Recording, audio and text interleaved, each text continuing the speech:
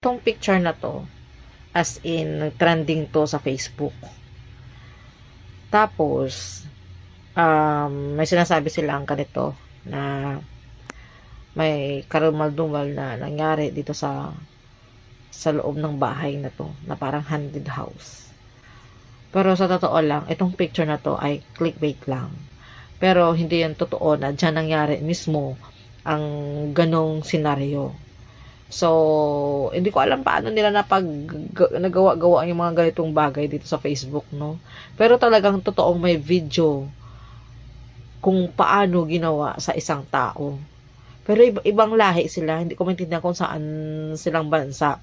Basta ibang lahi sila na talagang, grabe guys, kung mahina ang sikmura mo, wag mo talagang panoorin to. Pero ako okay lang naman kasi pinanood ko, hindi naman ako natakot. Pero syempre, andun yung hindi mo malubos maisip bakit ginawa ng mga tao sa ganitong tao. Ang saklap, grabe. As in, hindi normal ang ginawa sa kanya. Ay, walang awa. Sa totoo lang, may mga ganito palang senaryo, no?